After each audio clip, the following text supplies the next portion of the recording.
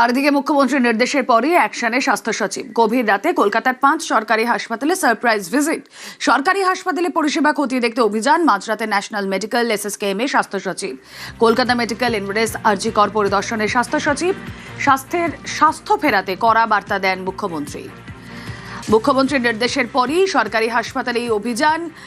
মাঝরাতে national medical এছাড়াও আরও 4টি হাসপাতালে পৌঁছে যান স্বাস্থ্য সচিব। কথা বলবো, অভিজিৎ চন্দ্র রয়েছেন সঙ্গে। অভিজিৎ, মুখ্যমন্ত্রী নির্দেশ দিলেন আর স্বাস্থ্য ফেরাতে রাজ্য তৎপর হলো।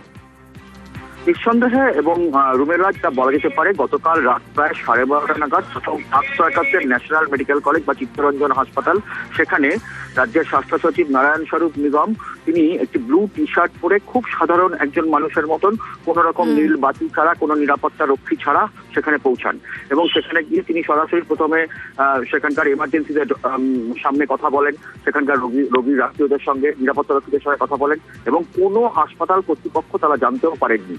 সেখান থেকে তিনি নিশ্চিত চলে যান সরাসরি এসএসকেএম এ যাওয়ার সময় কিন্তু ওখানে খবর হয়ে যায় যে হাসপাতাল কর্তৃপক্ষ এবং একজন হাসপাতালের আধিকারিকরা উপস্থিত ছিলেন, কিন্তু সেখানেও তিনি এমার্জেন্সি থেকে শুরু করে বিভিন্ন ডিপার্টমেন্ট ঘোরেন এবং রোগীদের সঙ্গে তিনি কথা বলেন এবং ওখান থেকে কলকাতা মেডিকেল কলেজ, তারপরে শিয়ালদহ এনআরএস মেডিকেল কলেজ এবং সবশেষে একদম বেলগাছিয়া আরজি কর মেডিকেল কলেজ হাসপাতালে যান। সেখানে সুপার প্রিন্সিপাল প্রত্যেকের সঙ্গে কথা বলেন এবং রোগীর আত্মীয়দের সঙ্গে, নিরাপত্তা রক্ষী, নার্স, স্বাস্থ্যকর্মীদের সঙ্গে। ওকে অভিজিৎ, সঙ্গে থাকো।